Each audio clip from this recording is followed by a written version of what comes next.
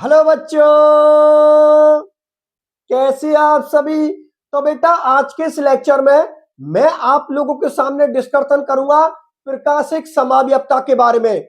English में इसको हम बोलते हैं ऑप्टिकल आइसोमेरिज्म। इसका एक नाम और होता है ध्रुवन समाव्यपता। मतलब प्रकाशिक समाव्यपता के कितने नाम होते हैं? दो नाम होते हैं।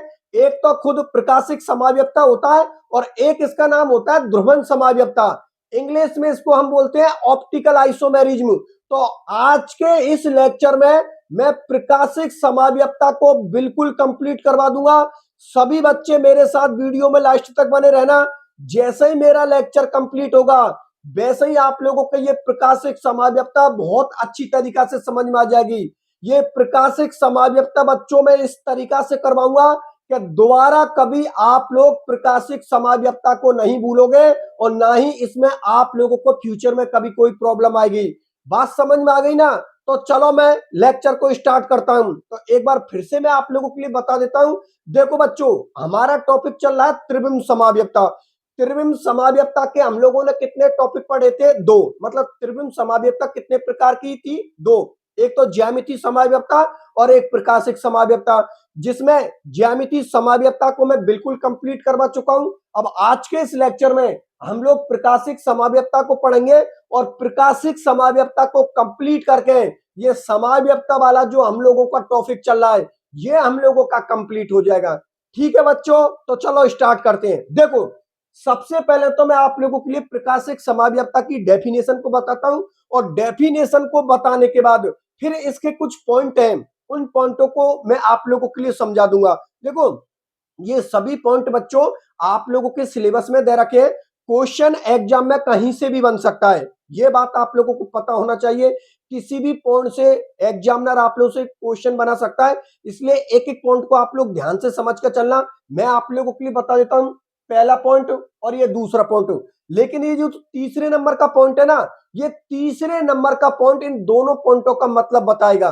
तो सबसे पहले तो पहले पॉइंट के बारे में बता देता हूं, फिर दूसरे पॉइंट के बारे में बता देता हूं। लेकिन जो तीसरे नंबर का हम लोगों का पॉइंट है ना, ये सबसे इंपॉर्टेंट पॉइंट है, क्योंकि तीसरे नंबर के पॉइंट में मैं आप लोगों को पूरी प्रकाशिक समाव्यपता का मतलब समझा दूंगा कि आखिरकार इस प्रकाशिक समाव्यपता का मतलब क्या है। बात समझ में आ गई बच्चों? चलो ठीक है, पहले वाले पॉइंट को देखिए आप लोग। देखो, पहला वाला पॉइंट प्रकाशिक समाव्यपता की डेफिनेशन को बता रहा है। डेफिनेशन क्या बोल रही है? क्या बेसंकुल यौगिक, क्योंकि आप लोगों को पता प्रकाशिक समाव्यपता हम किस में पढ़ रहे हैं? संकुल यौगिकों में पढ़ रहे हैं, उपसंयोजक बंध में पढ़ रहे हैं। ठीक है ना? तो यहां पर संकुल यौगिकों की बात की जाएगी।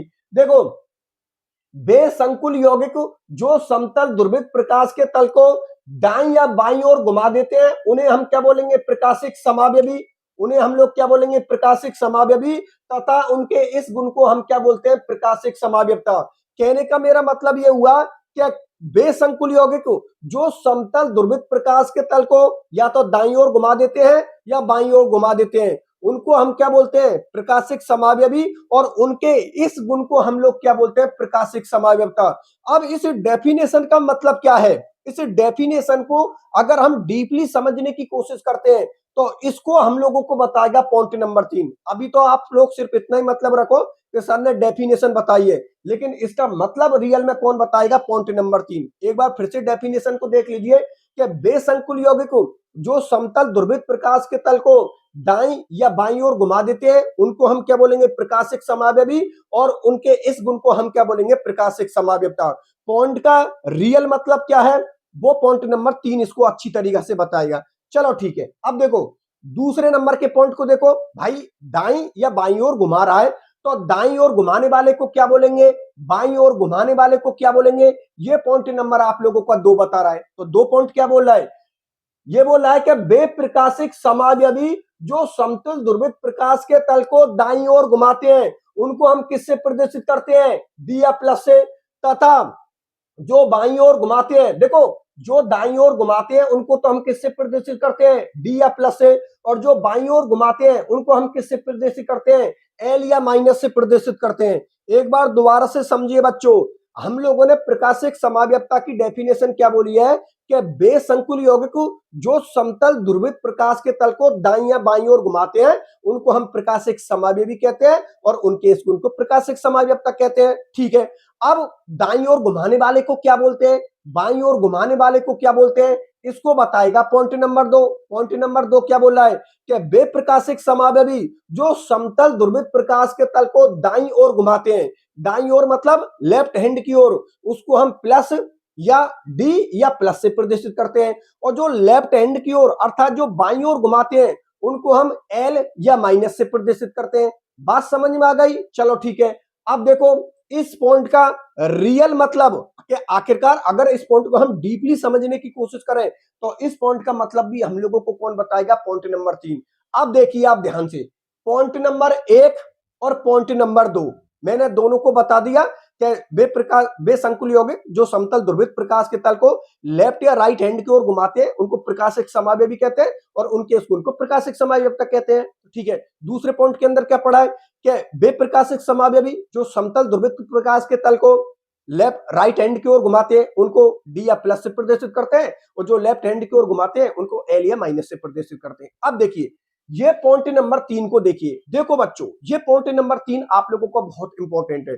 वो इंपॉर्टेंट क्या है, पहले हम पॉइंट को पढ़ते हैं फिर इसका मतलब निकालते हैं। तो देखिए पॉइंट क्या बोल रहा है, ये दोनों समावयवी कौन, डी और एल या प्लस या माइनस, यहां पर ये दोनों समावयवी किसकी बात हो रही है, लेफ्ट और राइट वाले की, अर्थात डी वाले की और एल वाले की, या फिर इसका दूसरा नाम हमने दिया प्लस या माइनस वाले की बात हो रही है। ठीक है ना, ये दोनों समावयवी एक दूसरे के दर्पण प्रतिबिंब होते हैं तथा एक दूसरे के ऊपर अध्यारोपित नहीं होते। ये पॉइंट आप लोगों का बहुत इंपॉर्टेंट है। ये दोनों समावयवी एक दूसरे के क्या होते हैं, दर्पण प्रतिबिंब होते हैं। दर्पण प्रतिबिंब का मतलब ये हुआ कि कोई भी चीज को आप कांच के सामने रखोगे, मिरर के सामने रखोगे या दर्पण के सामने रखोगे तो उसका दूसरा चित्र मिल जाएगा। जैसे कि इस पॉइंट का मतलब मैं आप लोगों के लिए बताता हूं। पहले एक काम करते हैं, पॉइंट को पढ़ लेते हैं फिर मतलब बताएंगे जिससे कि आपको समझ में आए कि आखिरकार मैं क्या बोलने की कोशिश कर रहा हूं। पहले पॉइंट को ही पढ़ लेते हैं। देखो बच्चों ये बोल रहा है ये दोनों समावयवी एक दूसरे के दर्पण प्रतिबिंब होते हैं तथा एक दूसरे के ऊपर अध्यारोपित नहीं होते, अर्थात प्रकाशिक समावयवी एक दूसरे के दर्पण प्रतिबिंब होते हैं तथा इन्हें एक दूसरे के ऊपर अध्यारोपित नहीं किया जा सकता, इसलिए इन्हें प्रतिबिंब रूप या इनको हम इंग्लिश में क्या बोलते हैं, एनेंसोमर्स भी कहते हैं। बात समझ में आ गई ना, इस प्रतिबिंब रूप को हम इंग्लिश में क्या बोलते हैं, एनेंसोमर्स भी कहते हैं। अब सुनो बच्चों ध्यान से, ये तीसरा वाला पॉइंट मैंने इंपॉर्टेंट करवाया है। ये तीसरा पॉइंट आप लोगों की पूरी प्रकाशिक समाव्यपता को समझाएगा, तो पूरा फोकस आप लोग मेरी तरफ बनाकर रखना। अब इस पूरी प्रकाशिक समाव्यपता का मतलब मैं पॉइंट नंबर 3 से समझाता हूं। देखो बच्चों पहले हम कॉमन एग्जांपल लेते हैं और इसको समझने की कोशिश करते हैं। जैसे कि मैं यहां पर खड़ा हूं, ठीक है ना, मतलब मैं या आप कोई भी, जो हम मैं यहां पर खड़ा हूं, ये मेरी रियल स्ट्रक्चर है, ये मेरी रियल स्ट्रक्चर है और जो रियल स्ट्रक्चर होती है उसको हम किससे प्रदर्शित करते हैं, डी या प्लस से।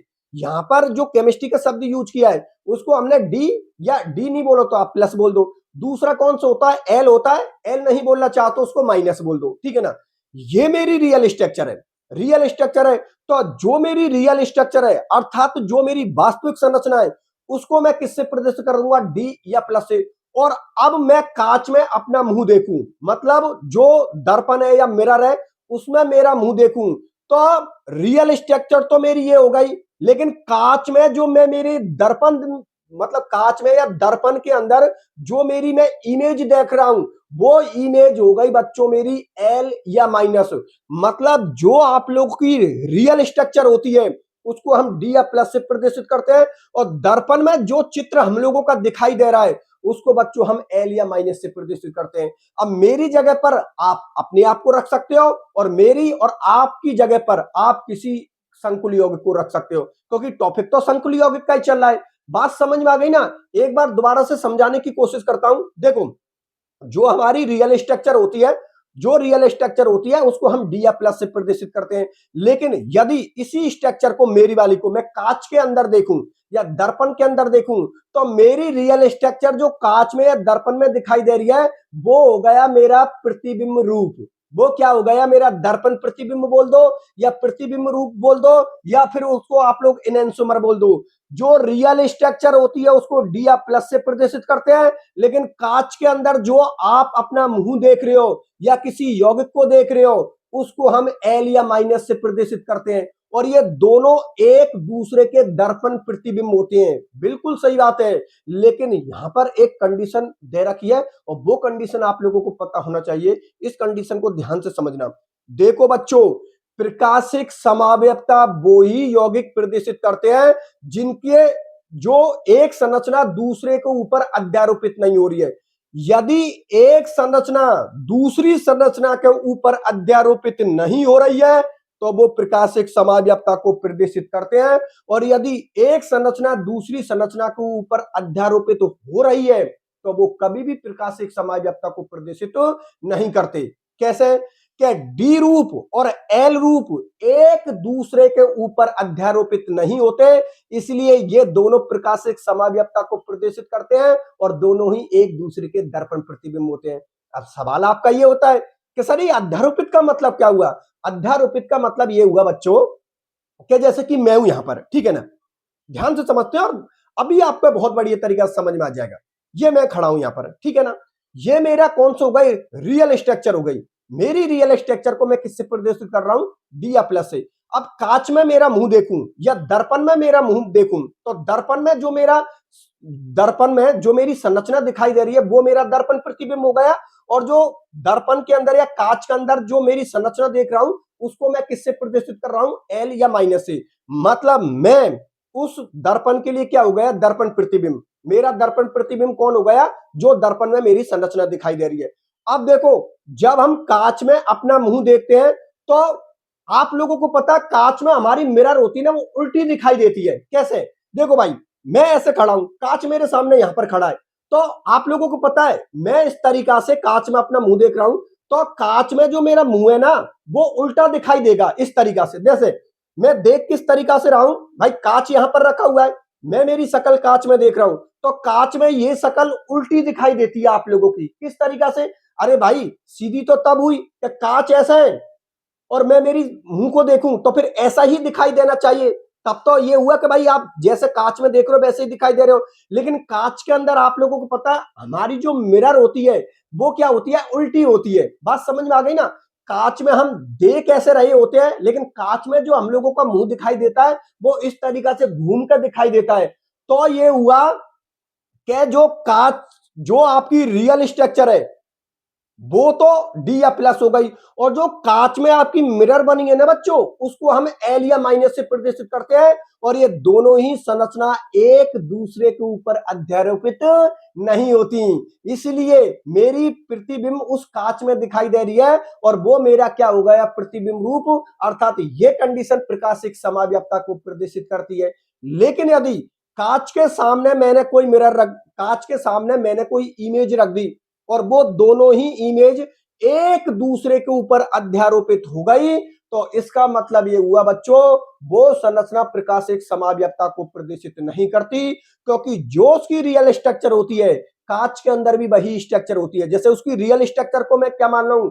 डी या प्लस, तो कांच में अगर वो डी या प्लस ही दिखाई दे रही है तो समझ जाना वो प्रकाशिक समावयवता को प्रदर्शित नहीं करती। इसको और अच्छी तरीका से मैं आप लोगों के सामने एक एग्जांपल ले लेता हूं, उस एक एग्जांपल से इसकी और अच्छे से तस्वीर क्लियर हो जाएगी। अब टेंशन मत करो, जब तक ये टॉपिक आप लोगों के समझ में नहीं आएगा तब तक मैं इसका पीछे नहीं छोड़ूंगा। तो देखते रहिए आप लोग बोर्ड की तरफ, ध्यान से समझने की कोशिश करना, ठीक है ना। इसको किसी एक यौगिक का उदाहरण लेकर मैं समझा देता हूं, ठीक है, देखिए आप लोग।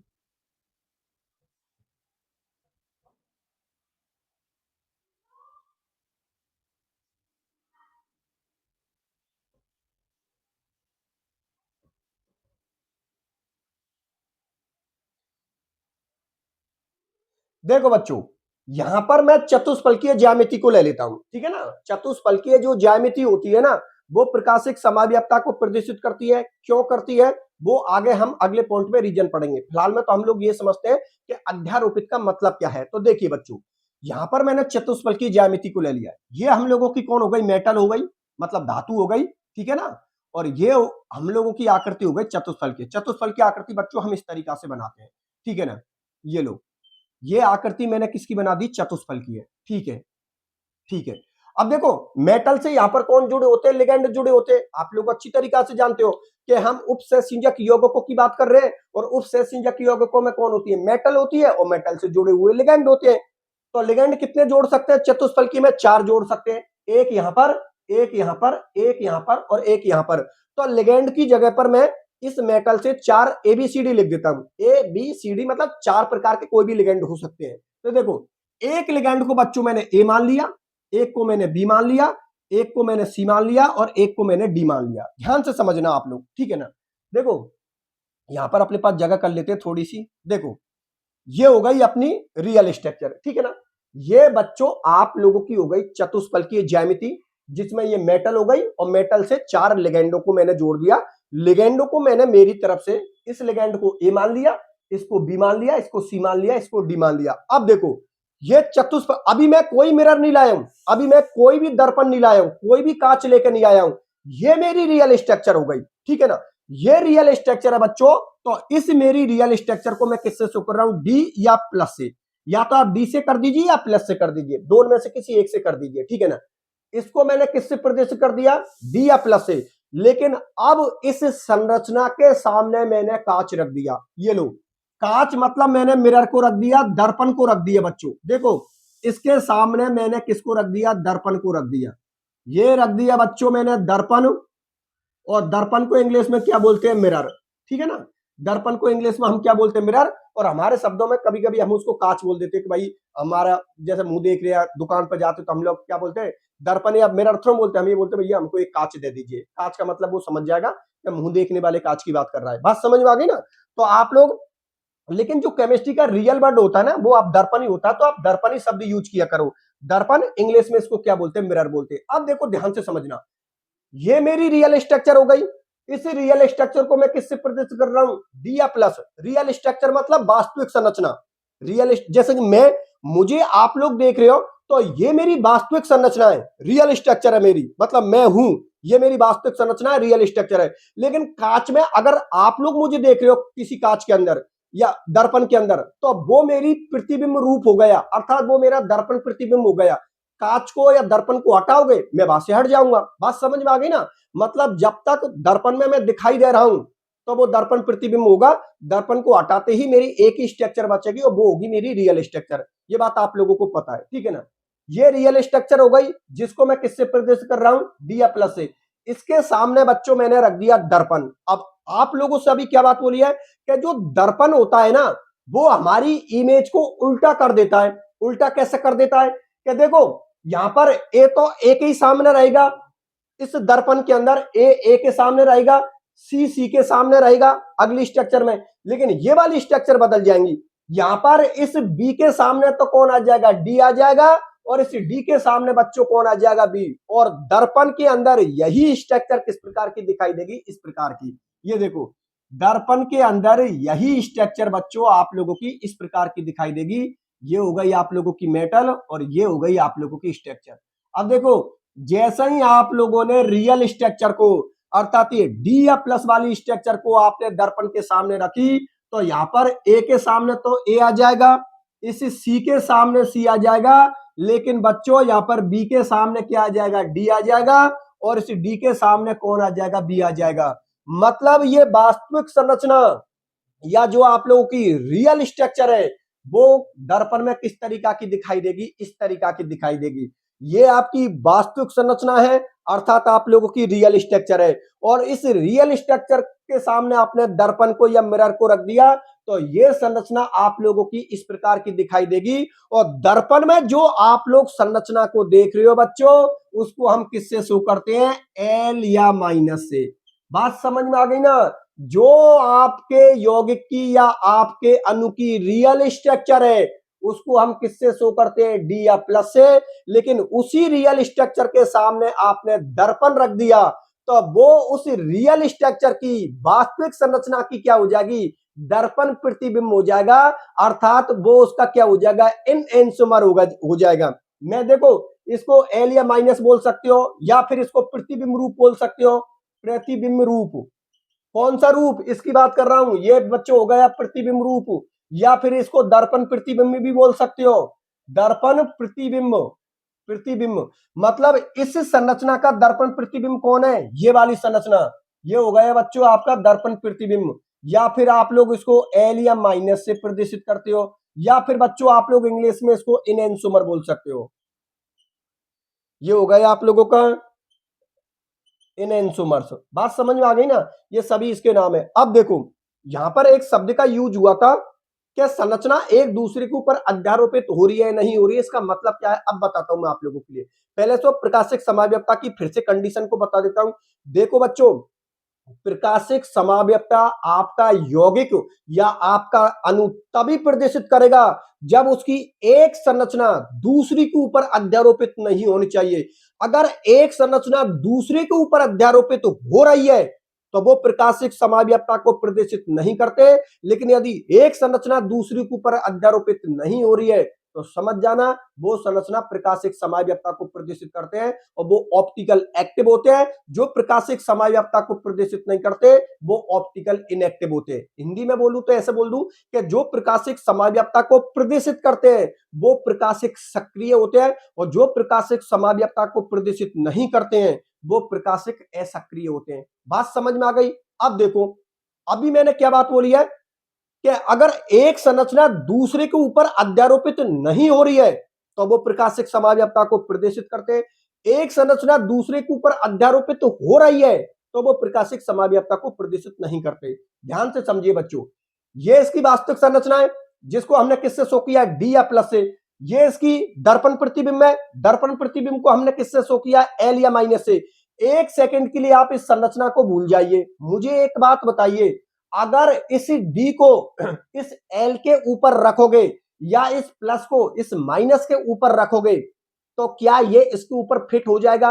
क्या इसके ऊपर अध्यारोपित हो जाएगा? नहीं। अरे कैसा अध्यारोपित होगा? अरे डी वर्ड एक अलग है, एल वर्ड एक अलग है। अध्यारोपित तो तब होगा कि इधर भी डी है और इधर भी डी है। अगर दोनों साइड डी है तो डी के ऊपर डी रखोगे तो होगा ही संरचना फिट। मतलब एक संरचना अगर दूसरी संरचना पर फिट हो रही है तो वो अध्यारोपित हो रहे हैं, और एक संरचना दूसरी संरचना पर अध्यारोपित नहीं हो रही है तो इसका मतलब यह है वो फिट नहीं हो रहे हैं। तो यार डी को आप एल के ऊपर रख दीजिए, कैसे फिट होगा? डी वर्ड अलग है, एल वर्ड अलग है आप लोगों का। या प्लस को माइनस के ऊपर रख दो, प्लस वर्ड एक अलग है, माइनस एक अलग है। फिर तो तब होता कि इधर भी डी है इधर भी डी है, इसी डी को लिया इसी डी के ऊपर रख दिया तो हो जाएंगी फिट। डी के ऊपर डी रख दीजिए हो गया फिट, या एल के ऊपर एल को रख दीजिए हो गया फिट, प्लस के ऊपर प्लस को रख दीजिए हो गया फिट, माइनस के ऊपर माइनस को रख दीजिए हो गया फिट। तो अध्यारोपित का मतलब यह हुआ कि एक संरचना अगर दूसरी संरचना पर बिल्कुल फिट हो रही है इसका मतलब वो अध्यारोपित हो रही है, और एक संरचना दूसरी संरचना पर अध्यारोपित नहीं हो रही है इसका मतलब वो फिट नहीं हो रही है। चलो ठीक है, अब इस वाले अणु को देखिए और इस वाले अणु को देखिए, ये रियल स्ट्रक्चर है और ये इसका दर्पण प्रतिबिंब है।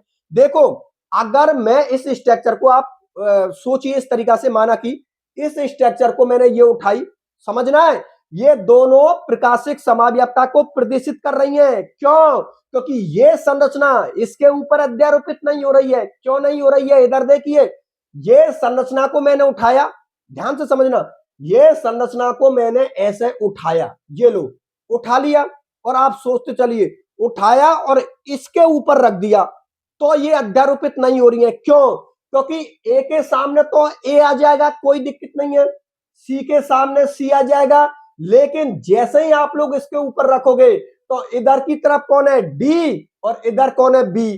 तो डी के सामने कौन आ जाएगा? बी। तो डी के ऊपर बी कैसे अध्यारोपित होगा? कैसे फिट होगा? डी वर्ड एक अलग है और आप लोगों का बी वर्ड एक अलग है। यहां पर देखिए, यहां पर कौन है? बी, और आप लोगों ने इसको यो उठा के इसके ऊपर रखा तो इस बी के सामने कौन आ जाएगा? डी। तो फिर अध्यारोपित कैसे हुई? अध्यारोपित तो तब होती ए के सामने ए आ रहा है, इस ए के सामने ए आ रहा है, और एम के सामने एम आ रहा है, सी के सामने सी आ रहा है, और यदि यहां पर डी होता और यहां पर आपका बी होता तो फिर तो अध्यारोपित हो जाती, क्योंकि सेम के सामने सेम आ गया तो अध्यारोपित हो रही हैं, और सेम के सामने डिफरेंट आ गए तो अध्यारोपित नहीं हो रही हैं।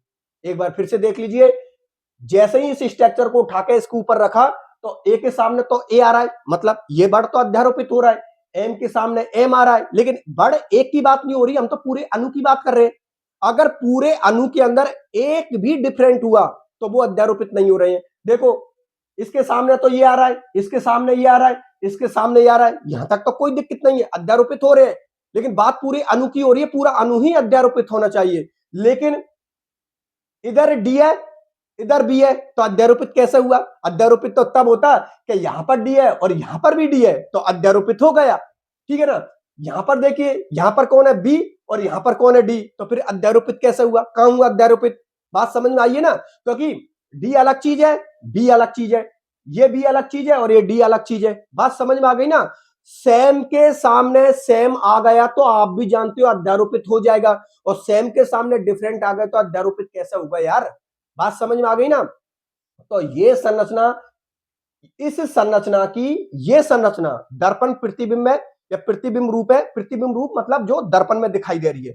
तो दर्पण में तो भाई ये तो रियल स्ट्रक्चर है। अब ये दर्पण रखा तो दर्पण के अंदर इसकी ये संरचना दिखाई दे रही है, तो इस संरचना को बोलोगा प्रतिबिंब रूप, दर्पण रूप, या फिर आप लोग इसको इंग्लिश में इनेंसोमर भी बोल सकते हैं। बात मेरी आप लोग समझ में आ गई ना?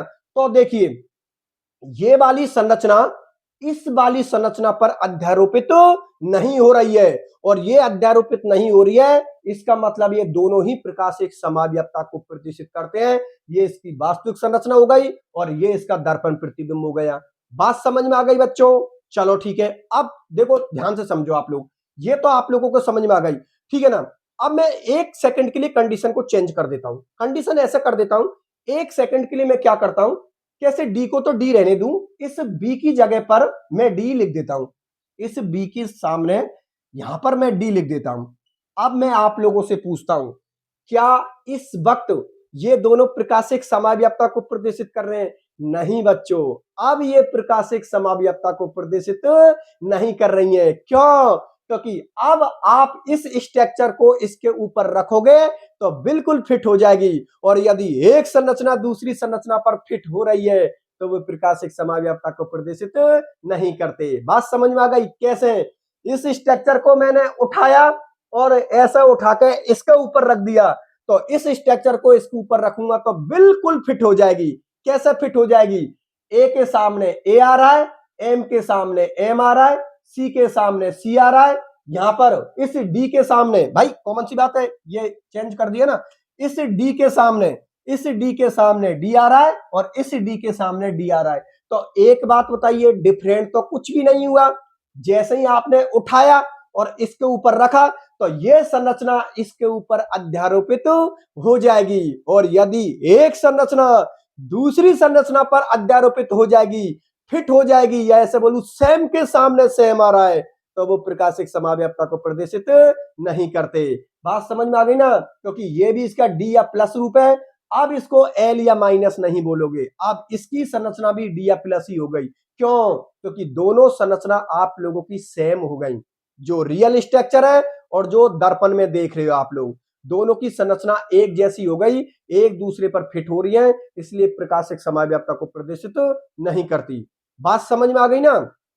तो आप लोगों को यह पता होना चाहिए, प्रकाशिक समाव्यक्ता की दो सबसे बड़ी कंडीशन होती हैं, और वो दो कंडीशन क्या होती हैं कि प्रकाशिक समाव्यक्ता के अंदर किसी भी अणु के पास में या किसी भी यौगिक के पास में किसी भी प्रकार का प्लेन नहीं लगना चाहिए। कोई सा भी प्लेन हुआ, प्लेन ऑफ सिमेट्री हुआ, एक्सिस ऑफ सिमेट्री हुआ, सेंटर ऑफ सिमेट्री हुआ, कोई सा भी प्लेन हुआ वो नहीं लगना चाहिए। यदि किसी भी अणु या किसी भी यौगिक में कोई भी प्रकार का प्लेन लग गया तो वो प्रकाशिक समाव्यक्ता को प्रदर्शित नहीं करते, और वे प्रकाशिक असक्रिय होते हैं, ऑप्टिकल इनएक्टिव होते हैं। प्रकाशिक समाव्यक्ता यदि कोई यौगिक शो करेगा तो उसमें किसी भी प्रकार का प्लेन नहीं होता है। अगर उसमें किसी भी प्रकार का प्लेन नहीं है और एक दूसरे के ऊपर दोनों ही संरचना अध्यारोपित नहीं हो रही हैं, तभी जाकर वो प्रकाशिक समाव्यक्ता को प्रदर्शित करते हैं, और ऐसे अणु या ऐसे यौगिक प्रकाशिक सक्रिय होते हैं, अर्थात उनको ऑप्टिकल एक्टिव बोलते हैं। बात मेरी आप लोगों को समझ में आ गई ना? अध्यारोपित को और सीधे शब्दों में बताता हूं बच्चों, 100 बातन की एक बात, यदि एक संरचना दूसरी संरचना पर बिल्कुल फिट हो रही है, अर्थात सेम के सामने सेम आ रहा है, तो वो अध्यारोपित हो रही है, अर्थात वो प्रकाशिक समाव्यक्ता को प्रदर्शित नहीं करते और वो ऑप्टिकल इनएक्टिव होते हैं। ठीक है। और यदि एक संरचना दूसरी संरचना के ऊपर फिट नहीं हो रही है, सेम के सामने सेम नहीं आ रहा है तो वो प्रकाशिक सक्रिय होते हैं और उनको हम क्या बोलते हैं, ऑप्टिकल एक्टिव बोलते हैं। बात समझ में आ गई ना। तो देखो ये प्रकाशिक समाव्यपता को प्रदर्शित नहीं कर रहे हैं क्योंकि सेम के सामने सेम आ रहा है, एक के सामने एक। देखो एक दो आ जाए तो उससे मतलब मत लगाना, पूरे मॉलिक्यूल्स को लेना, क्योंकि हम तो इस पूरे अणु को ले रहे हैं, इसकी पूरी ज्यामिति को ले रहे हैं। इस चतुष्फल के पूरी ज्यामिति को ले रहा हूं, इस चतुष्फल की पूरी ज्यामिति को ले रहा हूं। देखो ये तो अध्यारोपित हो रहा है भाई, जैसे मैंने ये उठाया और इसके ऊपर रखा तो ए के सामने तो ए आ रहा है, एम के सामने एम आ रहा है, सी के सामने सी आ रहा है। तो ये मत सोच लेना अरे अध्यारोपित हो तो रहे हैं, नहीं बेटा, औरों को तो चेक कर लीजिए, एक दो से क्या मतलब है, औरों को चेक कर लीजिए। यहां पर क्या था डी और इसको हम लोगों ने क्या माना बी, तो कॉमन सी बात है कांच में जब इस चित्र को दिखाई दोगे तो इधर डी आ जाएगा, इधर कौन आ जाएगा आप लोगों का, इधर आ जाएगा बच्चों बी, और इधर कौन आ जाएगा आप लोगों को डी पहले से ही है। बात समझ में आ गई ना। अब इस स्ट्रक्चर को इसके ऊपर रखी नहीं होगी अध्यारोपित, आपने ये स्ट्रक्चर ली और इसके ऊपर रख दी, अब अध्यारोपित नहीं हो रही है। कैसे, क्या ये रियल स्ट्रक्चर है, दर्पण में रखते ये स्ट्रक्चर उल्टी हो गई, स्ट्रक्चर वही है लेकिन उल्टी दिखाई दे रही है। अब इसको इसके ऊपर रखिए, नहीं हो रही है अध्यारोपित, क्योंकि ए के सामने तो ए आ जाएगा, एम के सामने एम आ जाएगा, सी के सामने सी आ जाएगा, लेकिन डी के सामने कौन आ रहा है, बी आ रहा है, और इस बी के सामने कौन आ रहा है, डी आ रहा है।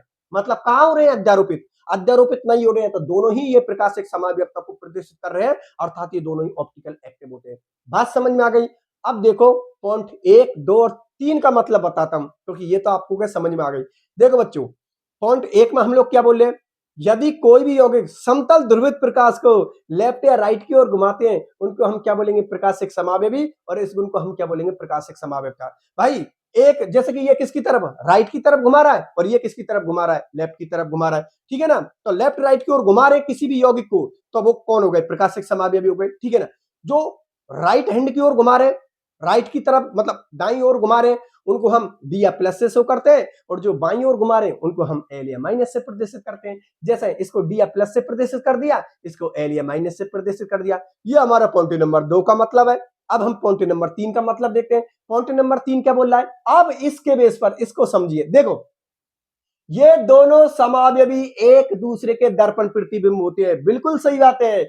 इसका दर्पण प्रतिबिंब कौन है बच्चों, ये इसकी रियल स्ट्रक्चर है, और इस रियल स्ट्रक्चर का दर्पण प्रतिबिंब कौन हुई, ये संरचना हुई। क्योंकि कांच के अंदर या दर्पण के अंदर या मिरर के अंदर आपको ये स्ट्रक्चर दिखाई दे रही है, वो तो उसकी रियल है, ठीक है ना। ये दोनों समावयवी एक दूसरे के दर्पण प्रतिबिंब होते हैं तथा एक दूसरे के ऊपर अध्यारोपित नहीं हो रहे हैं। देखो ये संरचना इस संरचना के ऊपर अध्यारोपित नहीं हो रही है, अभी समझाया है। ए के सामने तो ए आ रहा है, एम के सामने एम आ रहा है, सी के सामने सी आ रहा है, लेकिन ये साइड, इस साइड देखोगे तो इस साइड ये कौन है, डी है, और इस साइड ये कौन है, बी है। कहां अध्यारोपित हो रहे हैं, इस साइड देखिए, इस साइड इधर कौन है, बी है, और इधर कौन है, डी है। तो कहां अध्यारोपित हो रहे हैं, अध्यारोपित नहीं हो रही है। तो देखो एक दूसरे के ऊपर अध्यारोपित नहीं होते, अर्थात प्रकाशिक समावयवी एक दूसरे के क्या होते हैं, दर्पण प्रतिबिंब होते हैं, तथा इन्हें एक दूसरे के ऊपर अध्यारोपित नहीं किया जा सकता।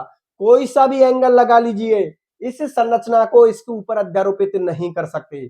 उठाइए और इसके ऊपर रख दीजिए, अध्यारोपित नहीं हो रही है, ठीक है ना, नहीं किया जा सकता। इसलिए इन्हें प्रतिबिंब रूप या एनेंसोमर भी कहते हैं। बिल्कुल सही बात है। अरे भैया ये दोनों एक दूसरे की क्या हो गई, प्रतिबिंब रूप हो गए। बात समझ में आ गई ना। इसके सामने, इस स्ट्रक्चर के सामने जब आप लोग दर्पण को रखोगे तो ये स्ट्रक्चर आप लोगों को दिखाई देगी। मतलब दोनों ही संरचना एक दूसरे की दर्पण प्रतिबिंब होती हैं, या प्रतिबिंब रूप होती हैं, या फिर एनेंसोमर होती हैं। इस वाली को डी या प्लस से शो करते हैं, और जो मिरर के अंदर देख रहे हो उसको एल या माइनस से शो करते हैं।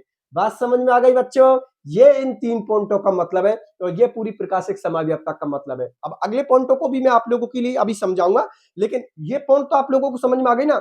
और प्रकाशिक समावयवता की कंडीशन मैंने बताई दी, कोई भी यौगिक या कोई भी अणु उसमें किसी भी प्रकार का प्लेन नहीं होना चाहिए। अगर उसमें प्लेन नहीं है तो ही वो प्रकाशिक समावयवता को प्रदर्शित करेगा। अगर कोई सा भी प्लेन लग गया, प्लेन ऑफ सिमेट्री लग गया, सेंटर ऑफ सिमेट्री लग गया, एक्सिस ऑफ सिमेट्री लग गया, कोई सा भी प्लेन लग गया बच्चों, वो प्रकाशिक समावयवता को प्रदर्शित नहीं करेगा। प्रकाशिक समावयवता को अणु या यौगिक तभी प्रदर्शित करते हैं जब उसमें किसी भी प्रकार का कोई भी प्लेन नहीं होना चाहिए। एक कंडीशन तो है। और दूसरी कंडीशन क्या है, क्या उनकी दोनों संरचना एक दूसरे के ऊपर अध्यारोपित नहीं होनी चाहिए। अगर अध्यारोपित नहीं हो रही है तो प्रकाशिक सक्रिय अर्थात प्रकाशिक समव्यवस्था को प्रदर्शित कर रहा है, और यदि अध्यारोपित हो गई तो वो प्रकाशिक समव्यवस्था को प्रदर्शित नहीं करता। और ऐसे इनको बोलते हैं प्रकाशिक असक्रिय, ऑप्टिकल इनएक्टिव। बात समझ में आ गई बच्चों? चलो ठीक है, बहुत अच्छी बात है। अब ये 3 पॉइंट तो आप लोगों के समझ में आ ही गए। अब ज्यादा दिक्कत नहीं होगी। अब जो पॉइंट और आने वाले वो आप लोगों के बहुत अच्छी तरीके से समझ में आ जाएंगे, क्योंकि हम लोगों के लिए जो कॉन्सेप्ट क्लियर किया है वो पॉइंट नंबर 3 ने हमारा कॉन्सेप्ट क्लियर कर दिया। ठीक है ना? अब बाकी के और पॉइंटों को देख लेते हैं। तो देखो बोर्ड की तरफ,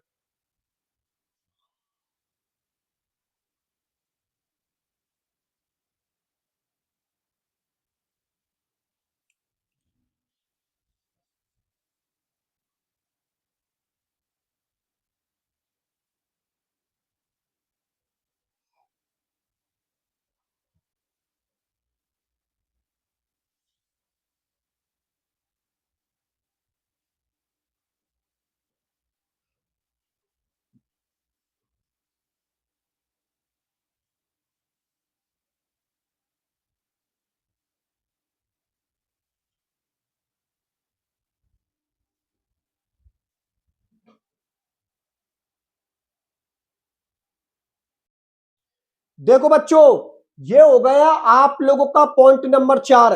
अब इस पॉइंट नंबर 4 को सबसे पहले हम लोग पढ़ के देखते हैं, फिर इसका मैं आप लोगों के लिए मतलब बताऊंगा। पॉइंट नंबर 4 बच्चों आप लोगों का ये बोला प्रकाशिक समाव्यवस्था के बारे में कि अणु या आयन जो एक दूसरे के ऊपर अध्यारोपित नहीं किए जा सकते, मतलब एक संरचना दूसरी संरचना पर यदि अध्यारोपित नहीं हो रही है तो ऐसे अणु या ऐसे आयन को हम लोग क्या बोलते हैं, क्रेल अणु या क्रेल आयन। अब ये क्रेल अणु और क्रेल आयन क्या है इसके बारे में और बता देता हूं मैं आप लोगों के लिए। देखो बच्चों, अभी मैंने आप लोगों के सामने चतुष्फलकीय संरचना बताई थी। चतुष्फलकीय संरचना में आप लोगों ने देखा था कि बीच में जो केंद्रीय धातु परमाणु था अर्थात जो मेटल थी, उस मेटल से चारों समूह आप लोगों के अलग अलग जुड़ रहे थे। ये देखो, मैंने अभी आप लोगों के सामने चतुष्फलकीय संरचना बनाई थी, इसमें मैंने बीच में मेटल को लिख दिया और ये इसकी स्ट्रक्चर हो गई। ठीक है ना? ये बीच में, और मैंने 4 अलग अलग लिगेंडो को जोड़ा, एक को ए माना, एक को बी माना, एक को सी माना और एक को मैंने क्या माना, डी माना। मतलब इस मेटल से मैंने 4 अलग अलग प्रकार के लिगेंड जोड़ दिए। तो यदि मेटल से आपने 4 अलग अलग प्रकार के लिगेंड जोड़ दिए और उसके अंदर यदि मैं प्लेन लगाऊं तो बच्चों उसमें प्लेन लगेगा ही नहीं। आप कैसे लगाओगे प्लेन? प्लेन लगाने का मतलब यह है कि आप उसको किसी भी एंगल से काट के देख लो, काटी हुई स्ट्रक्चर दोनों एक दूसरे को मैच नहीं करेंगी। कैसे? अगर मैं इसको बीच में से काटूं तो ये वाली संरचना इस वाली संरचना को मैच नहीं करेगी, तो कहां लगा प्लेन? भाई आपने बीच में काटा तो इधर तो डी है, इधर भी है, ये वाली संरचना इसको मैच कहां कर रही है? क्योंकि इधर वाला पार्ट किसका है, डी का, और इधर वाला पार्ट किसका, बी का। तो कहां एक दूसरे को मैच कर रही है? कहां लगा आपका प्लेन? प्लेन तो तब लगता जब इधर भी डी होता और इधर भी डी होता, या इधर भी होता इधर भी होता, तो फिर प्लेन लगा माना जाता, क्योंकि दोनों संरचना समान हो गई। लेकिन दोनों काटने पर दोनों संरचना समान कहां हुई? जैसे बीच में से प्लेन लगाया, प्लेन का मतलब इस संरचना को मैंने बीच में से काट लिया। आप लोगों को दिखाई नहीं दे रहा है, मैं बता देता हूं। ये तो ए है, ये बी दिखाई दे रहा है, शायद सी दिखाई नहीं दे रहा है। ये नीचे वाली स्ट्रक्चर सी है बच्चों, और इधर की तरफ मैंने डी माना है।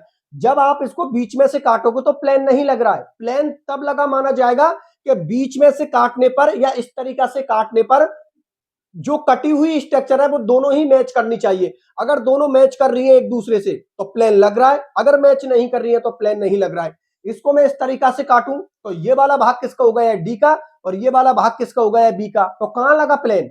अगर मैं इसको बीच में से ऐसे काटूं तब भी आप लोगों को पता ऊपर वाली संरचना नीचे वाली को मैच नहीं कर रही है, क्योंकि ऊपर कौन आ रहा है, ए, और नीचे कौन आ रहा है, सी। कहां कर रही है एक दूसरे को मैच? मैच नहीं कर रही है, तो उसमें प्लेन नहीं लग रहा है इस चतुष्फलकीय आकृति में इस टाइम पर, क्योंकि इस मेटल से 4 अलग अलग प्रकार के लिगेंड जुड़े हुए हैं, तो इसमें किसी भी प्रकार का प्लेन नहीं लग रहा है। और यदि किसी भी अणु या किसी भी आयन के अंदर यदि किसी भी प्रकार का प्लेन नहीं लग रहा है तो उनकी संरचना एक दूसरे के ऊपर अध्यारोपित नहीं होती, और ऐसे अणु या आयन या यौगिक को हम लोग क्या बोलते हैं, क्रेल अणु, क्रेल आयन या क्रेल यौगिक। बात समझ में आ गई ना।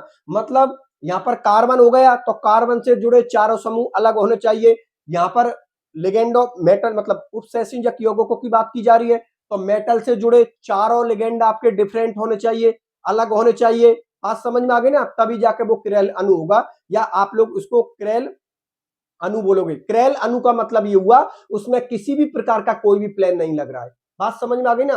कोई बोल दे क्रेल अणु क्रेल आयन का मतलब क्या, तो आप लोग समझ जाना कि ये दोनों ही एक दूसरे के ऊपर अध्यारोपित नहीं होते और इसमें किसी भी प्रकार का प्लेन नहीं लगता, ठीक है ना। उसको हम क्या बोलेंगे, क्रेल अणु या क्रेल आयन। बात समझ में आ गई। अब पॉइंट को पढ़ के देख लीजिए, वही है जो समझाया है। देखो, अणु या आयन जो एक दूसरे के ऊपर अध्यारोपित नहीं किए जा सकते उनको क्या बोलते हैं, क्रेल अणु या क्रेल आयन कहते हैं। क्रेल अणु दो प्रकाशिक समावयवी रूपों में पाया जाता है, इसका डिस्कशन तो हम कर चुके हैं भाई। जो डी या प्लस है उसको ये क्या बोल रहे हैं, दक्षिण ध्रुवन घूर्णक, और ये जो एल या माइनस है इसको क्या बोल रहे हैं, वाम ध्रुवन घूर्णक। मैं आप लोगों के लिए बता देता हूं, दो प्रकाशिक समावयवी रूपों में पाया जाता है, जिनको आप डी बोल सकते हो, प्लस बोल सकते हो, या फिर आप लोग उसको दक्षिण ध्रुवन घूर्णक भी बोल सकते हो। उसी तरीका से जिसको आप एल बोल रहे हो उसको माइनस भी बोल सकते हो, और कुछ बोलना चाहो तो उसको आप लोग वाम ध्रुवन घूर्णक भी बोल सकते हो। बात समझ में आ गई ना। ये दोनों समतल ध्रुवित प्रकाश के तल को अलग अलग दिशाओं में घुमाते हैं, बिल्कुल सही बात है। दक्षिण ध्रुवन घूर्णक को राइट हैंड की ओर घुमाता है और वाम ध्रुवन घूर्णक लेफ्ट हैंड की ओर घुमाता है, जो मैंने लिख भी रखी है। डी किधर की ओर घुमाता है, दाई मतलब राइट हैंड की ओर, और ये एल किधर की तरफ घुमाता है, बाई ओर मतलब लेफ्ट हैंड की ओर। बात मेरी आप लोग समझ में आ गई ना बच्चों। तो ये इस पॉइंट का मतलब है। इसलिए आपको क्रेल अणु या क्रेल आयन या क्रेल यौगिक का पता होना चाहिए। क्रेल अणु आयन या यौगिक का मतलब ये होता है कि उनकी एक संरचना दूसरे के ऊपर अध्यारोपित नहीं हो रही होती है और उन संरचनाओं में किसी भी प्रकार का कोई भी प्लेन नहीं होता, तो ही वो क्या होगा आप लोगों का, क्रेल अणु या क्रेल आयन या क्रेल यौगिक। बात समझ में आ गई। ये आप लोगों का चौथा पॉइंट है, ठीक है। इसके एक दो पॉइंट और है, उनको भी समझा देता हूं। देखो अगले वाले पॉइंट को।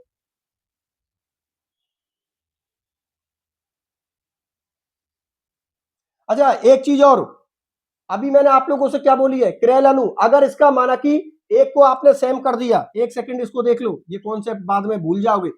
इधर देखो, यहां पर ए है, पहले तो इसको चतुष्फलकी के बना दो। यहां पर ए है, यहां पर डी है, यहां पर भी आप लोगों ने डी लिख दी और यहां पर आप लोगों ने सी लिख दी। अब बच्चों ये क्रेल अणु नहीं होगा, अब ये क्रेल अणु नहीं होगा, क्योंकि ये संरचना अगली जो इसकी दर्पण प्रतिबिंब होगी ना उस पर ये अध्यारोपित हो जाएगी। अभी थोड़ी देर पहले यही तो समझा रहा था। देखो, ये आप लोगों की संरचना है, इसको आप लोग दर्पण के सामने रख दीजिए। तो जैसे ही आप लोग इसको दर्पण के सामने रखोगे तो आप लोग दर्पण के सामने इस संरचना को रखने पर बच्चों इस प्रकार की दिखाई देगी ये संरचना। देखो, यहां पर ए के सामने तो ए आ जाएगा, लेकिन डी के सामने डी आ जाएगा, इस डी के सामने डी आ जाएगा और सी के सामने सी आ जाएगा।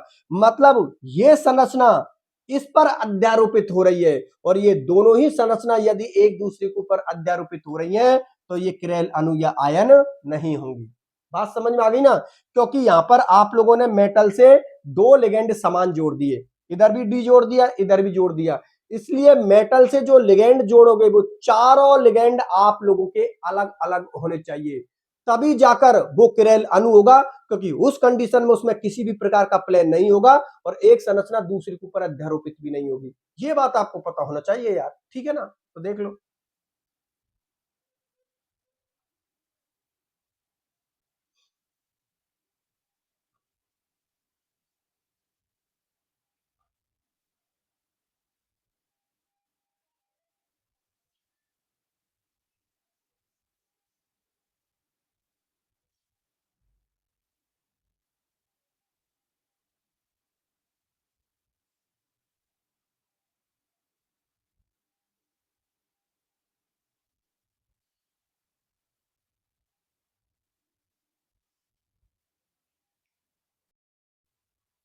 देखो बच्चों, यहां पर मैंने आप लोगों के लिए प्रकाशिक समावयवता का पॉइंट नंबर 5 को लिख दिया, 6 को लिख दिया और 7 को लिख दिया। अब इन तीनों ही पॉइंटों को और एक्सप्लेन कर देता हूं मैं आप लोगों के लिए। तो देखो, ध्यान से समझ के चलना। ये पॉइंट नंबर जो 5 है, ये अभी थोड़ी देर पहले मैंने आप लोगों के लिए एक्सप्लेन किया है। पॉइंट नंबर 5 क्या बोल रहा है कि प्रकाशिक समावयवता में सममिति का तल उपस्थित नहीं होता। इसके बारे में मैंने अभी थोड़ी देर पहले आप लोगों से बोला है कि प्रकाशिक समावयवता कोई भी अणु, आयन या यौगिक तभी प्रदर्शित करेगा जब उसमें सममिति का तल उपस्थित नहीं होगा, अर्थात उसमें प्लेन ऑफ सिमेट्री उपस्थित नहीं होगी। बात समझ में आ गई ना, क्योंकि उस कंडीशन में ही अणु एक दूसरे के ऊपर अध्यारोपित नहीं होते। ये बात आप लोगों को पता होनी चाहिए, सही है। अर्थात यह समावयवता असममित अणुओं या संकुलों में पाई जाती है जिनमें सममिति का तल उपस्थित नहीं होता। बिल्कुल सही बात है। असममित अणु या संकुल का मतलब समझे, जिनमें किसी भी प्रकार का प्लेन उपस्थित नहीं होता। और यदि किसी संकुल में या अणुओं के अंदर किसी भी प्रकार का प्लेन उपस्थित नहीं होता, उनको हम क्या बोलते हैं? असममित अणु या असममित संकुल बोलते हैं। ठीक है ना, बात समझ में आ गई। और ये प्रकाशिक समावयवता को प्रदर्शित करते हैं। ये पॉइंट का मतलब ये बोल रहा है। 5वें नंबर का पॉइंट इसी बात को बोल रहा है। चलो ठीक है, अब 6ठे नंबर के पॉइंट को देखिए। यहां पर आप लोगों की दो आकृति हो गई, एक तो आप लोगों की चतुष्फलकीय ज्यामिति हो गई और एक आप लोगों की अष्टफलकीय ज्यामिति हो गई। अब देखो बच्चों, ध्यान से समझना, यहां पर जो वर्गाकार समतलीय ज्यामिति होती है या वर्गाकार समतलीय संकुल होते हैं ना, वो प्रकाशिक समावयवता को प्रदर्शित नहीं करते, क्योंकि उसमें प्लेन प्रेजेंट होता है और प्लेन प्रेजेंट होने की वजह से वो प्रकाशिक समावयवता को प्रदर्शित नहीं करता। तो अब कौन सी स्ट्रक्चर बच गई? एक बच गई चतुष्फलकीय और एक बच गई अष्टफलकीय। अब चतुष्फलकीय ज्यामिति के अंदर और अष्टफलकीय ज्यामिति के अंदर भी कंडीशन को बता दिया भाई। चतुष्फलकीय ज्यामिति या चतुष्फलकीय संकुल यौगिक तभी प्रकाशिक समावयवता को प्रदर्शित करेंगे जब मेटल से चारों लिगेंड आप लोगों के अलग अलग जुड़े होंगे। यदि मेटल से आप लोगों के चारों लिगेंड अलग अलग जुड़े हुए नहीं है तो वो प्रकाशिक समावयवता को प्रदर्शित नहीं करेंगे, चाहे वो संरचना फिर आप लोगों की चतुष्फलकीय ही हो। बात समझ में आ गई ना। इसीलिए चतुष्फलकीय ज्यामिति और आप लोगों की अष्टफलकीय ज्यामिति वाले जो संकुल यौगिक है, इनके लिए कंडीशन फिक्स कर दी। क्या कंडीशन है? एक बार फिर से सुन लो। चतुष्फलकीय ज्यामिति वाले के लिए क्या कंडीशन है कि चतुष्फलकीय ज्यामिति वाले संकुल यौगिक तभी प्रकाशिक समावयवता को प्रदर्शित करेंगे जब उस मेटल से जुड़े चारों लिगेंड आप लोगों के भिन्न भिन्न हो, मतलब अलग अलग हो। ये छठे नंबर का पॉइंट इसी बात को बोल रहा है। क्या बोल रहा है छठे नंबर का पॉइंट? कि चतुष्फलकीय ज्यामिति वाले ऐसे संकुल यौगिक जिनमें सभी लिगेंड भिन्न हो, वो प्रकाशिक समावयवता को दर्शाते हैं, अर्थात प्रकाशिक समावयवता को प्रदर्शित करते हैं। बात समझ में आ गई बच्चों? ये बात आप लोगों को पता होना चाहिए, क्योंकि मेटल से जब चार लिगेंड अलग अलग जुड़े होंगे तो उस कंडीशन में उसमें किसी भी प्रकार का प्लेन नहीं लगेगा, और किसी भी प्रकार का प्लेन नहीं लगेगा तो एक संरचना दूसरी संरचना पर अध्यारोपित नहीं होगी और वो प्रकाशिक समावयवता को प्रदर्शित करेंगे। चलो ठीक है, अब अष्टफलकीय ज्यामिति वाले संकुल यौगिकों के लिए भी कंडीशन फिक्स कर दी। अष्टफलकीय लिखी क्या बोल रहा है? पॉइंट नंबर 7 क्या बोल रहा है? ध्यान से समझिए। पॉइंट नंबर 7 ये बोला है कि अष्टफलकीय संकुल यौगिक जिनमें द्विदंतुक लिगेंड उपस्थित हो। ठीक है ना, अष्टफलकीय संकुल यौगिकों के लिए क्या कंडीशन फिक्स कर दी कि भाई जो अष्टफलकीय संकुल यौगिक होते हैं, यदि उनसे द्विदंतुक लिगेंड जुड़े हुए हैं तो भी वो प्रकाशिक समावयवता को प्रदर्शित करते हैं। यदि एक दंतुक लिगेंड जुड़े हुए हैं तो उस कंडीशन में वो प्रकाशिक समावयवता को प्रदर्शित नहीं करते। उस मेटल से, उस संकुल यौगिक में उस मेटल से कौन से लिगेंड जुड़े हों? द्विदंतुक लिगेंड जुड़े हों, उस कंडीशन में भी प्रकाशिक समावयवता को दर्शाते हैं, अर्थात प्रकाशिक समावयवता को प्रदर्शित करते हैं। बात समझ में आ गई ना बच्चों? अष्टफलकीय की क्या कंडीशन बताई है कि अष्टफलकीय ज्यामिति वाले वे संकुल यौगिक जिनमें मेटल से द्विदंतुक लिगेंड जुड़े हो वो प्रकाशिक समावयवता को प्रदर्शित करेंगे।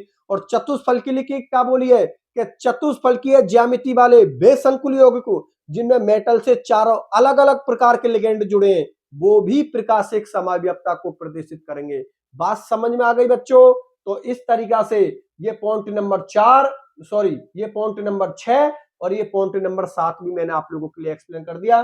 5 आप लोगों के बारे में बता दिया। 5 के बारे में कि अगर को किसी भी अणु या यौगिक में प्लेन लग रहा है तो वो प्रकाशिक समावयवता को प्रदर्शित नहीं करता, और प्लेन नहीं लग रहा है तो वो प्रकाशिक समावयवता को प्रदर्शित करता है। मतलब प्लेन ऑफ सिमेट्री प्रेजेंट नहीं होनी चाहिए, तभी वो प्रकाशिक समावयवता को प्रदर्शित करेगा। ठीक है बच्चों, तो ये इस तरीका से इस प्रकाशिक समावयवता के 7 पॉइंट हो गए आप लोगों के। अब देखो, 7 पॉइंटों को मैंने बहुत बढ़िया तरीका से आप लोगों के लिए समझा दिया।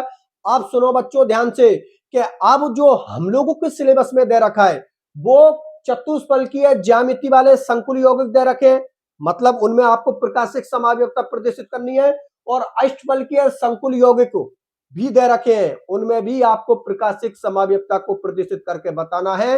ये दोनों ही संरचनाओं के जो संकुल यौगिक है वो हम लोगों के सिलेबस में दे रखे हैं, तो इन दोनों का हम लोग डिस्कशन करेंगे।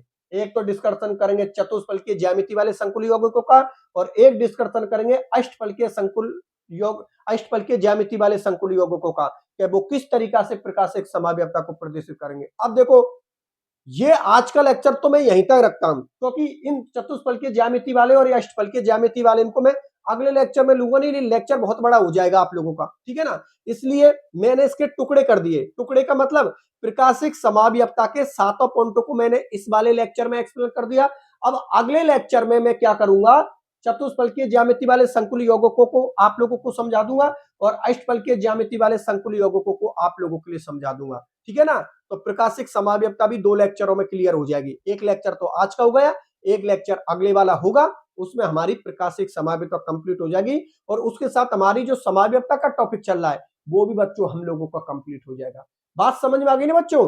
तो आज के लेक्चर को तो मैं यहीं तक रखता हूं, अगले लेक्चर का आप लोग इंतजार करना। बहुत अच्छा लेक्चर है, बहुत अच्छी आपकी प्रकाशिक समावयवता है, एग्जाम में क्वेश्चन बनता है आप लोगों का, इसलिए एक एक चीज को आप लोग ध्यान से समझते चलो। कोई भी बच्चे को अगर किसी भी प्रकार से कोई प्रॉब्लम होती है, कोई चीज समझ में नहीं आ रही है बच्चों, तो कोचिंग के हेल्पलाइन नंबर पर आप लोग कॉल कर सकते हो, आपको रिप्लाई मिल जाएगा, या फिर आप लोग कमेंट सेक्शन में लिख देना, वहां पर भी आप लोगों को मैं रिप्लाई दे दूंगा। किसी भी बच्चे को कोई भी प्रकार की प्रॉब्लम नहीं होनी चाहिए, ठीक है ना। और आज का बच्चों मेरा लेक्चर आप लोगों को कैसा लगा ये भी आप लोग कमेंट सेक्शन में लिख के बताना, ठीक है बच्चों। तो ठीक है, ये पॉइंट एक्सप्लेन हो गए। अगले लेक्चर में चतुष्फलकीय ज्यामिति वाले संकुल यौगिकों को देख लेंगे, और अष्टफलकीय ज्यामिति वाले संकुल यौगिकों को भी देख लेंगे कि वो किस तरीका से प्रकाशिक समावयवता को प्रदर्शित करते हैं।